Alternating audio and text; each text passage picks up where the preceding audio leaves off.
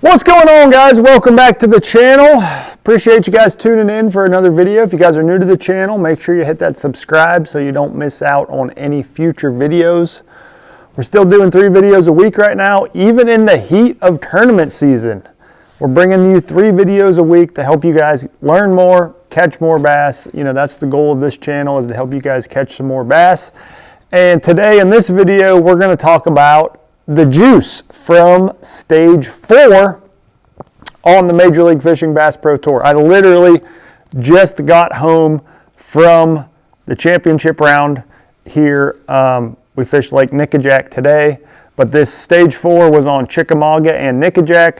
We're going to kind of dive in and give you guys the juice. The juice video series is essentially my recap video where we dive in, go through baits, rods, reels, line, patterns, all that good stuff from the previous event that we just fished. And the juice is presented by Fish USA. So if you guys aren't familiar with Fish USA, they're a huge online tackle retailer. They got everything you need for fishing, not just bass fishing, everything you need for fishing. So if you guys are looking for any tackle, even some of this tackle we're about to talk about, there'll be links in the description down below. You can head over to Fish USA and check them out for yourself. But if you guys are ready, let's jump in. I'll kind of set the scene, walk you guys through the whole week here for stage 4 in the Bass Pro Tour. And we had a great week. We finished up 7th place. So hopefully you guys can learn something from this juice video.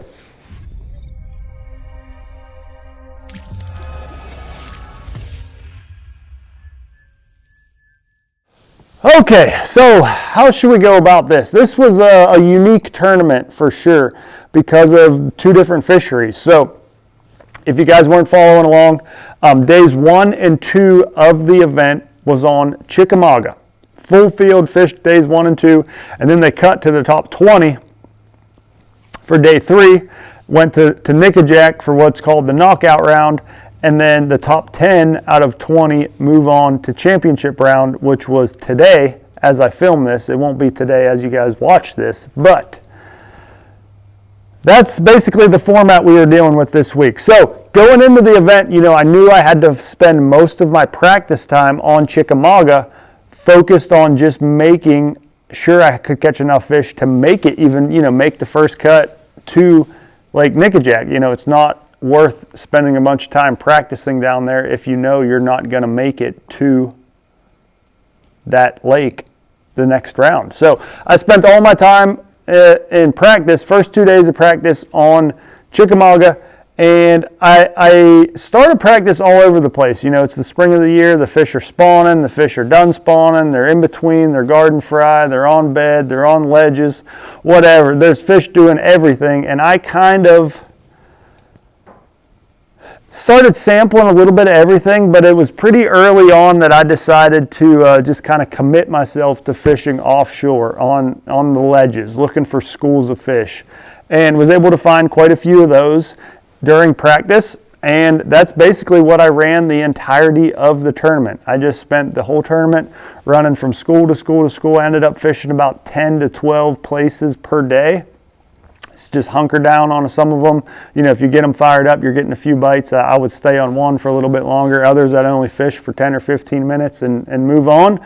But to catch all those fish, let's dive in and talk about that. So basically, I mean, let's be real. I had rods all over the deck of the boat. I was throwing all different types of baits on some of these places to try and get a few fish to bite. But the main key, what I caught the most fish on, was just a deep diving crankbait. So I threw a couple different variations. Like this one's just a 8XD. This one is actually a OSP, really deep diver. I had 3 or 4 other deep diving crankbaits on the deck as well.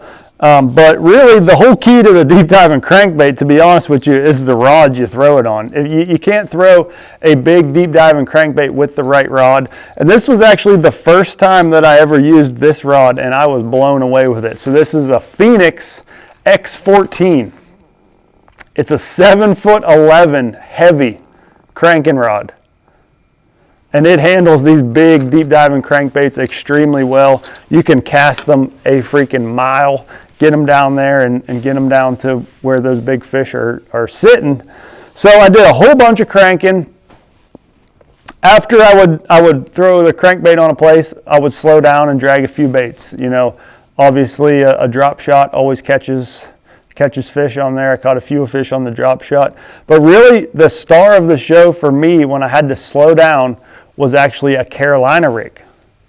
I caught quite a few fish the first day on a Carolina rig, and I was just putting a brush hog on the back of that Carolina rig. I was throwing a 1/2 ounce Epic tungsten Carolina rig weight, putting a little bead on there, you know, before my swivel, and then running it down to a 4/0 Trocar TK 105. That's the Pro V worm hook, and just your big brush hog bait, dragging him around.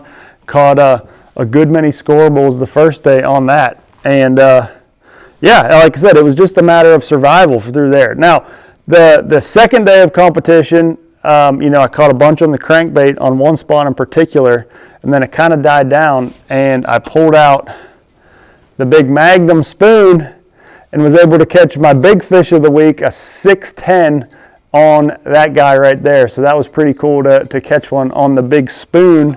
But like I said, ledge fishing is all about showing them a bunch of different offerings and different baits, and that's exactly what we did. So basically it was the deep diving crankbait, the Carolina rig, and then a handful of other baits that caught a few fish.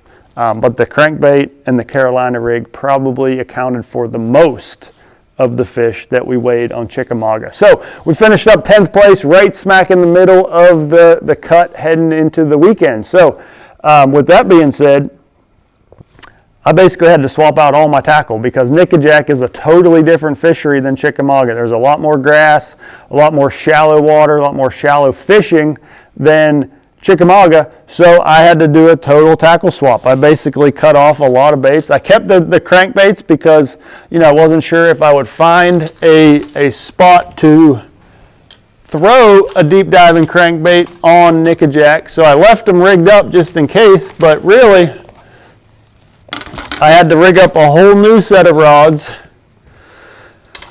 to get the job done on Nickajack. So basically I started the knockout round, which would be day 3 of the tournament, and I kind of just started fresh. I went to some new areas, just started fishing shallow, looking for schools of fish, not really schools of fish, looking for groups of fish that would be shallow. And I stumbled into an area that, you know, kind of had some eelgrass and had a little bit of sandy spots mixed in. And, you know, there was a combination of bluegill spawning there, maybe some bass still spawning, some bass garden fry, just a lot of activity in these couple little areas. And I picked up, you know, the confidence bait, a bait that catches bass anywhere you go, a 5-inch Senko. Actually, here you can see my damage from today. All the bags of Senkos I went through from today on Nickajack. But I rigged them up weightless, but more of a Texas style. So this is the TK 105. That's that Pro V worm hook I was just talking about. This is the 3/0 size. Fits your 5-inch Senko perfect. But I wanted to throw it this way for a couple reasons. You know, there was a lot of eelgrass around, whether it be floating eelgrass or growing on the bottom. So if you rigged him wacky style with your wacky hook like that, he's going to get hung up in that grass constantly. So I wanted a more weedless bait. And then when you rig him Texas style, you know, like that, he casts so much further. So you can make extremely long casts and get him away from the boat. And he has a really different action actually than a wacky rig Senko. If you take this same bait and wacky rig him, he has a different action than when you Texas rig him weightless. So I like the Texas rig this week. It's got a bigger, stouter hook so I could, you know, really lean into those fish in that grass. And really I just threw him around at, you know, sandy spots, light spots in the grass, and was able to catch a few fish, kind of get some momentum rolling. Another option that I picked up and caught a few fish was good old topwater popper. That was a lot of fun to catch some topwater fish. That was probably my first popper fish of the year, I believe. But got to catch a few fish on him in those same areas that I was throwing the Senko, just when it got real slick and calm, especially Day 3 of the event, it was kind of cloudy, overcast, rainy, so it was a perfect topwater day, and got to catch some fish on him. But other than that shallow grass area, I actually figured out there was some fish on the dam. So I fished kind of the riprap point down by the dam on, it would be the Nickajack Dam, all the way down at the lower end of the lake, and I was just throwing a jerkbait around. So I caught a whole bunch there at the end of the day on day 3 to really solidify myself into the championship round on the jerkbait way down by the dam, and that was key to the whole event, making it to the championship round. But that's it, guys. That's the tackle that we used this week. That's a quick little rundown of stage 4 from Chickamauga and Nickajack. Hopefully you guys enjoyed this video. Hopefully you learned something. If you got any questions, make sure you drop them in the comments below. I'll do my best to answer all of those for you. But till then, appreciate you guys tuning in. Hit that like, subscribe, comment, all that good stuff, and we'll see you guys next time.